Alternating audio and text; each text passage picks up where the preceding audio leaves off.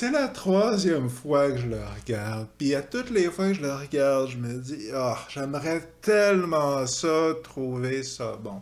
La première adaptation de H.P. Lovecraft au cinéma est vraiment excellente. C'est The Haunted Palace. C'est une adaptation de l'affaire Charles Dexter Ward. On a déjà fait une vidéo sur la chaîne sur ce film-là.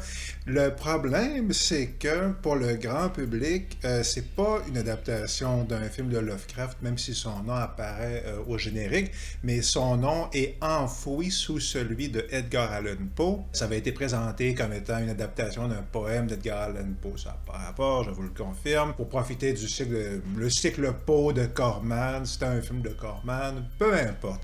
Ici, on parle de la première vraie adaptation de Lovecraft au cinéma. Ce film-là, c'est Die Monster Die. C'est un des meilleurs titre de toute l'histoire de la science-fiction. Mais qu'en est-il du film lui-même, qui est une adaptation de La couleur tombée du ciel? Bien, la vérité, c'est que je l'avais déjà vu 2 fois, et les 2 fois que je l'avais vu, j'avais pas aimé ça, et je l'ai réécouté récemment, et qu'est-ce que j'en ai pensé finalement? Ben, je vais vous faire mon verdict là, un peu plus tard dans la vidéo, mais avant tout, qu'est-ce que ça raconte? Ben, comme j'ai dit, c'est une adaptation de La couleur tombée du ciel, mais c'est une adaptation assez lointaine, comme vous allez voir. Alors, on est en Angleterre, déjà, pas au Massachusetts, aux États-Unis, mais en Angleterre, dans la ville d'Arkham, dans les années 60, et on a le jeune et intrépide et fougueux Stephen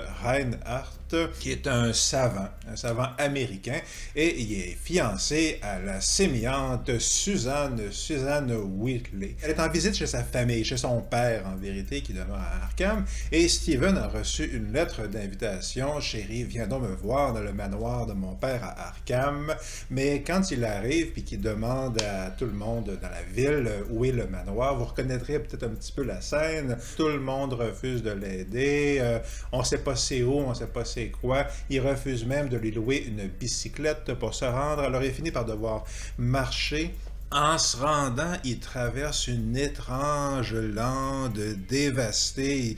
Les branches s'effritent dans ses mains. Tout a l'air mort. C'est très lugubre. Finalement, quand il arrive, il cogne à la porte et il est accueilli par le père de Suzanne, qui lui aussi tombe en décrépitude. Il est vieux, il n'a pas l'air hyper en forme, il est dans la chaise roulante. Et il accueille Stephen, comme on dit, avec une brique et un fanal. Il n'est pas du tout content de le voir. Comment osez-vous? Je ne vous ai pas invité. Mais quand il voit la lettre de sa fille, il doit bien convenir que sa fille l'a invité, mais néanmoins, non, partez maintenant. Suzanne intervient, descend les escaliers, « Chérie, tu es finalement venue », et elle obtient de son père de laisser Stephen rester. Finalement, son père consent, là, mais il l'avertit quand même, « Vous devriez partir maintenant, partez pendant qu'il est encore temps ». Il aurait mieux fait de partir, Stephen, parce qu'il va avoir une série de catastrophes de pire en pire, des épreuves épouvantables. Il rencontre déjà la mère de Suzanne, qui a l'air d'être en proie à d'atroces mutations, mais qui se montre jamais au public, lui parle derrière un voile, essentiellement, à passer ses journées alitées. Quand il va visiter la ville d'Arkham, le docteur de la ville lui apprend que le grand-père de Suzanne vient de mourir d'une maladie aussi inexplicable qu'ignoble, atroce et douloureuse. Ça a été absolument terrible. Et le soir même, Stephen, quand il est réveillé par des bruits épouvantables qui viennent du sous-sol, il descend dans le sous-sol. Finalement, il découvre que le vieux majordome, vient de décéder lui aussi dans d'atroces souffrances. Qu'est-ce qui se passe? Mon Dieu, va-t-on le savoir? Le père de Stephen lui dit de partir, mais Stephen, il est futé. Il va suivre le père de Suzanne qui, malgré sa chaise roulante, arrive à porter le cadavre du majordome. Il va l'enterrer au milieu du bois, puis Stephen, qu'est-ce qu'il voit? Il voit que le corps du majordome est en train de luire d'une étrange lueur verte. Puis pendant qu'il se rendait, il a vu la serre qui est adjointe au manoir, puis de la serre aussi, dont les portes sont elles aussi enchaînées et barricadées. Il y a aussi cette étrange lueur verte là, qui semble venue d'un autre monde, comme si c'était une couleur tomber du ciel. Alors, est-ce que Steven va découvrir l'horrible, le redoutable, le terrible secret de cette couleur, de ces mutations? Va-t-il y survivre? Va-t-il y succomber? Qu'en est-il de Suzanne et de son père? Qu'est-ce qui va bien pouvoir se passer? Une seule manière de le savoir, évidemment, c'est d'écouter Die Monster Die. Les qualités avant tout, parce que vous allez peut-être deviner en cours de route que mon enthousiasme pour le film est moins que entièrement délirant. Néanmoins, il y a des trucs qui sont cool. J'ai des amis qui adorent ça. J'ai des amis qui aiment vraiment énormément ce film-là. Et il y a des bonnes raisons de l'aimer. Alors, la première raison, on va commencer par le côté Lovecraft, si on veut. Alors, vous avez peut-être deviné que l'adaptation, elle est assez lointaine, elle est assez libre. Mais il y a quand même des éléments de l'intrigue qui font Lovecraft. Alors déjà, on a le thème du déclin, de la maladie, de la dévastation. Si vous avez lu les histoires de Lovecraft, vous allez voir que ça revient tout le temps, là, The Outsider, etc. Là, c'est tout le temps présent, ce thème de la dévastation. Puis c'est pas pour rien. Lovecraft a grandi dans la maison familiale avec sa mère à moitié folle. Tout tombait en ruine à côté de lui. C'est ça, le personnage de Lovecraft. C'est un gars complètement tout seul dans un manoir qui tombe en ruine. On parle souvent du fameux racisme de Lovecraft, là, mais c'est lié à ça. Parce que dans son esprit, à lui se voit comme le descendant d'une vieille race, essentiellement les Britanniques qui ont descendu, mais c'est pas positif non plus. Là. C'est complètement un portrait de la décadence et du déclin et de la déchéance. Là. Fait que ça, on a ça là-dedans. On le fait que l'horreur, justement, de cette décrépitude, qui semble avoir une saveur presque surnaturelle, fondamentalement, c'est scientifique. Okay? L'horreur de Lovecraft, elle est ultimement, c'est l'horreur cosmique parce que c'est le cosmos comme phénomène naturel qui est horrible à cause de son indifférence et de la cruauté qu'il provoque. Okay? Ça, c'est encore une fois un thème hyper Lovecraftien. On a ça là-dedans, certainement le côté scientifique, le fait que Steven est un savant. Ils ont mis ça là-dedans. On est dans la sensibilité générale. Il y a les plantes énormes, quand il rentre dans la serre, je vous vois un punch, là, il finit par rentrer dans la serre, il trouve les plantes énormes qui ont été affectées là, par la couleur, ça vient directement de l'histoire. La mer derrière le voile, on a vu ça dans d'autres films, mais ça fait hyper Lovecraft. Encore une fois, la dame en décrépitude, en déchéance, encore une fois, monstrueuse, mais qui parle encore. C'est un écho lointain de la nouvelle, mais c'est conforme à la saveur de la nouvelle, si on veut. Le film a aussi rajouté un côté cthulhuide, il y a un Necronomicon qui s'appelle pas comme ça, je ne sais pas pourquoi, là, il appelle ça Cult of the Outer Ones, mais il y a des genres de créatures vaguement cthulhuides. Il y a le côté cultiste, le côté rituel qu'ils ont mis là-dedans, parce qu'ils se sont dit, ouais, Lovecraft, ça prend un Necronomicon, ça prend des monstres, ils en ont mis. Il y a beaucoup d'éléments qui font Lovecraft, il y a le saveur Lovecraft, mais à mon avis, on est plus proche des pastiches de Derleth, en vérité. Dans le sens où, moi j'aime beaucoup, honnêtement, là, j'ai plus ou moins grandi avec les pastiches de Derleth, les pastiches de Lovecraft par Auguste Derleth, puis je les aimais beaucoup, mais même à l'époque, je pouvais bien voir que la saveur était différente. Pareil comme pour les adaptations de Brian Lumley, aussi les pastiches de Lovecraft par Brian Lumley. C'est des auteurs qui essayaient de reproduire Lovecraft en rajoutant le plus de détails qui font Lovecraft. Là, les tentacules, puis c'est ça, justement la décrépitude, c'est bien là, dans l'univers Lovecraftien, c'est dans le ton, mais il manque la saveur fondamentale. Quelqu'un s'est dit, je vais faire un film de Lovecraft basé sur Lovecraft, puis je vais mettre le plus d'affaires possible qui, sur l'emballage, vont faire Lovecraft essentiellement. Puis ça marche, puis c'est sympathique, puis j'aime ça, mais il manque cette sensibilité profonde, ce désarroi existentiel, ce sens d'oppression puis de désolation, là. Voilà. Deuxièmement, il faut mentionner un mot, il faut dire quelque chose sur la distribution parce que le gros truc de Die Monster Die, c'est que c'est un film avec Boris Karloff. Boris Karloff, si vous l'avez vu dans les années 30, Frankenstein, évidemment, absolument prodigieusement légendaire, mais quand on regarde d'autres de ses films des années 30, je pense en particulier à The Black Cat, qui est pas un bon film, ultimement, qui est un film à moitié réussi, mais Black Cat avec les Gossier puis Boris Karloff, mais là-dedans, il fait le méchant, il est hallucinant, il est vraiment extraordinairement bon. Puis il y a un style de jeu qui est beaucoup plus proche que ce qu'on a aujourd'hui essentiellement. C'est moins théâtral, c'est plus subtil et nuancé, même quand il joue un savant fou, psychotique, psychopathe, tous les psychos que vous voulez. Mais c'était un très très très très bon acteur, Boris Karloff, mais là, rendu dans les années 60, on est dans le crépuscule de sa carrière et il tourne beaucoup de films comme ça. On va le revoir dans d'autres films basés sur Lovecraft dans les années 60 qui ont été faits. On va le voir aussi dans des films à très petit budget, je pense mexicains, là, un paquet de trucs comme ça. Karloff, on peut pas faire autrement que l'adorer, là, d'un amour vraiment profond et sincère, mais c'est évident que là-dedans, il est pas super en forme. T'sais. Puis dans ces films-là, souvent, il est en chaise roulante, puis c'est pas pour rien. Il est capable de se lever puis de marcher avec une canne, là, on le voit des fois, là. Mais fondamentalement, c'est pas forcément pour rien que dans autant de ses films des années 60, il est en chaise roulante. Puis son jeu est moins... Il y a quelque chose qui est moins... qui marche moins, je trouve. Puis je sais pas si c'est le réalisateur dont on va parler tantôt, je sais pas si c'est la manière que ça a été tourné, là, je le sais pas. Mais le fait est que moi, quand je vois Karloff, que j'adore, mais quand je le vois dans ce film-là, j'ai toujours une réaction ambivalente de me dire « Ah, c'est cool, c'est Boris Karloff », mais en même temps, il est pas... C'est pas qu'il est mauvais du tout, mais il est pas bon. Il y a quelque chose qui marche pas, là. Puis, fait que c'est ça, là. Puis, on prétend qu'il y avait beaucoup de douleurs physiques, là. Puis c'est peut-être ça qui transparaît dans sa performance, là. Fait que bon. En ce qui concerne les autres acteurs, je vais très rapidement sur eux autres. Il y a Nick Adams, qu'on est tout le temps content de voir, mais qui a quand même un gars qui a une drôle d'énergie, qui a aussi une carrière assez spéciale, si on veut, mais fondamentalement, pour l'amateur de science-fiction, il est surtout connu parce qu'il joue dans plusieurs films au Japon, en particulier dans Frankenstein contre Baragon ou Frankenstein Conquers the World, je pense qu'on en a aussi parlé sur la chaîne ici. Il joue dans Monster Zero, je pense aussi qu'il joue dans Green Slime, j'ai pas vérifié, mais je suis pas mal certain. Il a joué dans un épisode Au-delà du réel, etc. Fait que c'est le genre de visage qu'on reconnaît si on écoute beaucoup de science-fiction. Ah oui, c'est ce gars-là, puis il est correct.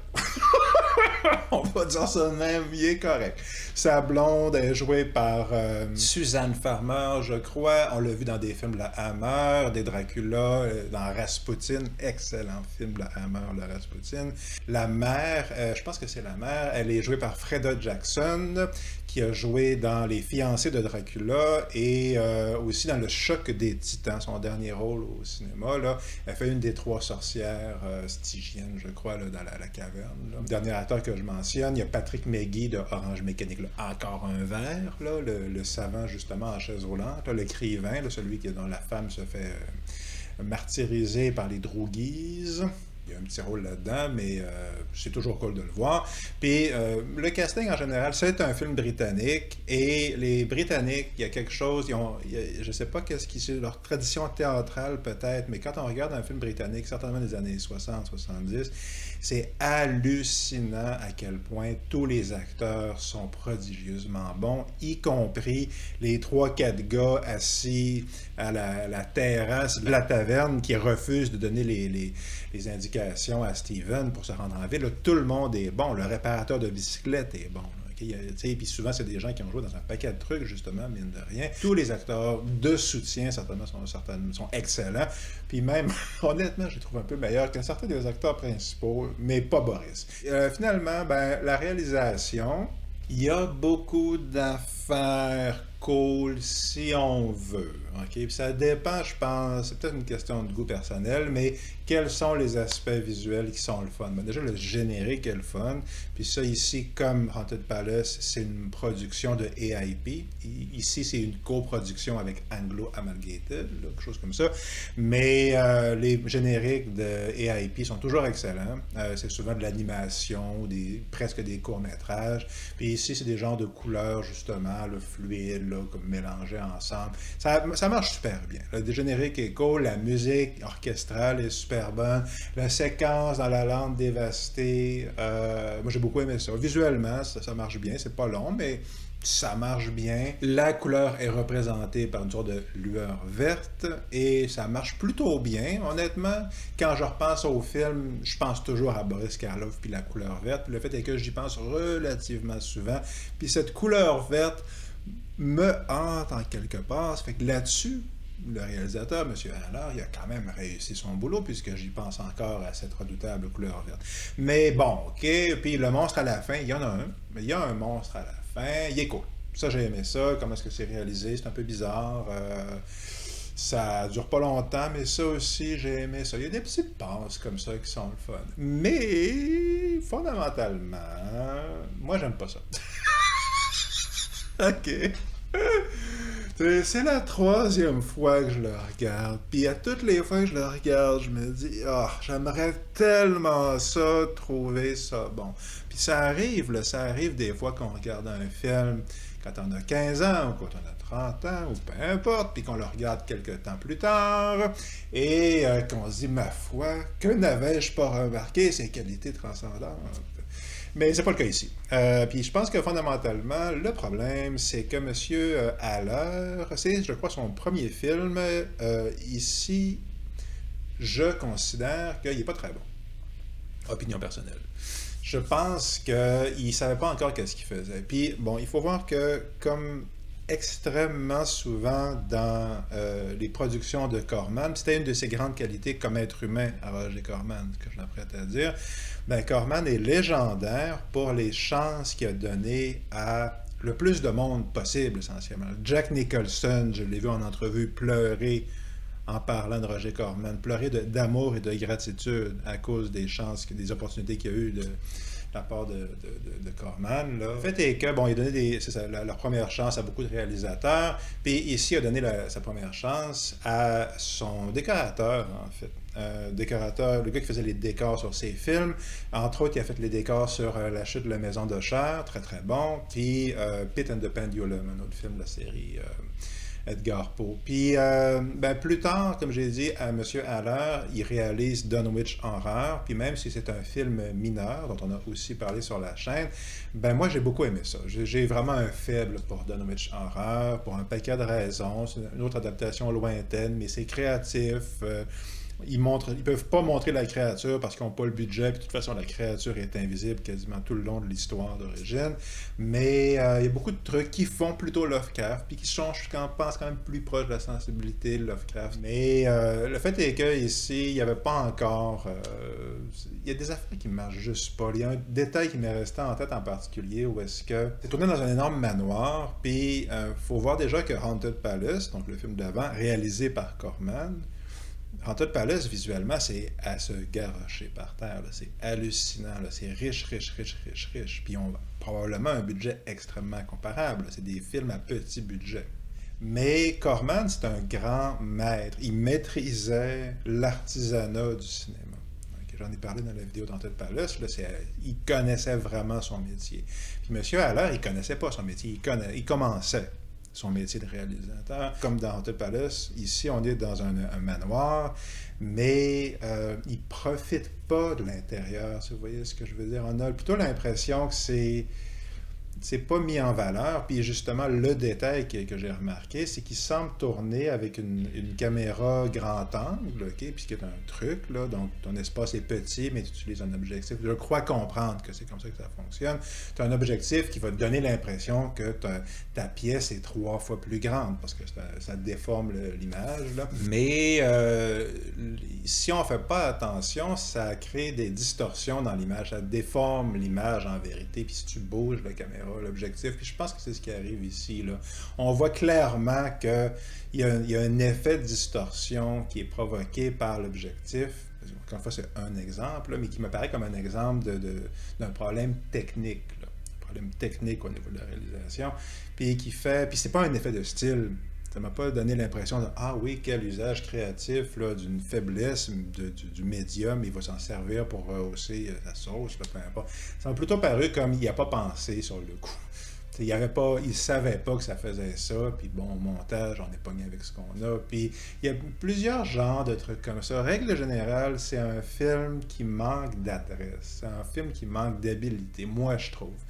Puis l'atmosphère marche juste à moitié. Le film aussi, comme j'ai mentionné, prend beaucoup de liberté avec le texte, y compris sans entrer dans le détail, vous l'écouterez, mais en ce qui concerne la nature de la couleur. Puis finalement, c'est pas loin de trahir ultimement le propos de Lovecraft en quelque part. Il y a quelque chose où est-ce que, même si tous les éléments superficiels sont là, il y en a beaucoup, on en a parlé, on n'est pas ici en présence du même type de péril cosmique. Okay? C'est pas le même niveau, puis du coup, ça soulève pas le même genre de questions, puis il n'y a pas le même genre de mystère fondamental. Parce qu'en plus, dans l'œuvre de Lovecraft, il y a la notion que on ne peut pas comprendre la totalité du cosmos, ni ses vérités, etc. C'est pour ça que les gens virent fous, là. C'est bien connu, c'est sa citation bien célèbre. Là. Cette notion de mystère-là, elle manque ici, finalement. Il y a vraiment une révélation, on sait qu'est-ce qui se passe, on comprend le truc, on fait « Ah ouais, ok.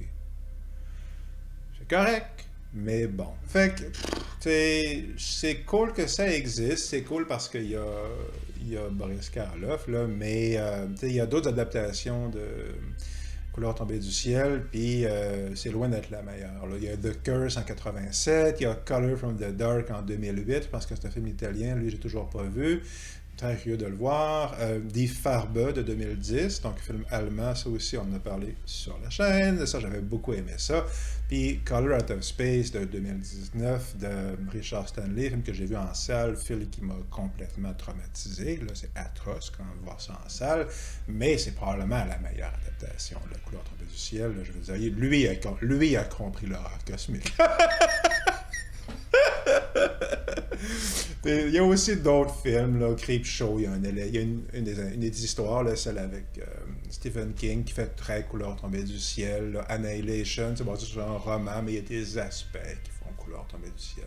Ça fait que l'influence se fait sentir un petit peu là, comme les radiations de la couleur maléfique dans la nature, mais c'est ça. Ici, les effluves de cette radiation, si j'ose dire, sont quand même assez lointaines, puis on ne se sent pas transformé ni bouleversé, je pense, par le film. C'est plutôt une distraction amusante. Un détail amusant, puis je finis là-dessus, c'est que le premier film de Lovecraft, c'est Haunted Palace. C'est une adaptation de l'affaire Charles Dexter Ward. Et Couleur tombée du ciel, qui est la deuxième adaptation de Lovecraft, c'est l'histoire que Lovecraft a écrite juste après. Juste après l'affaire Charles Dexter Ward. Ça fait que comme dans la création de Lovecraft, comme dans son ordre d'écriture des histoires, La couleur tombée du ciel suit l'affaire Charles Dexter Ward. Puis ici, il faut dire, c'est ça, que la deuxième adaptation est moins bonne que la première. Lovecraft considérait que La couleur tombée du ciel, c'était sa meilleure histoire, non sans raison. Là, c'est extrêmement fort comme histoire. Mais ici, hélas, le film est moins réussi. Mais néanmoins, il y a quand même des trucs cool. Si vous voulez soutenir la chaîne, vous le pouvez. J'ai un Patreon, pas très actif pour l'instant, mais j'ai un Patreon si vous voulez m'encourager. J'ai aussi un Substack que j'ai parti pour mon projet philo dont j'ai parlé sur la chaîne. J'en reparlerai ailleurs, mais j'ai un Substack avec, je pense, un article pour l'instant, puis j'ai parti une autre chaîne YouTube avec, pour l'instant, une vidéo. La deuxième est en cours de montage. Fait que si vous vous intéressez plus à l'aspect philosophique de mes vidéos, vous pouvez voir ça là-dedans, dans ces trucs-là, si vous êtes curieux, ou si vous voulez m'encourager, le Substack ou le Patreon. Le Substack aussi, vous pouvez le lire gratuitement.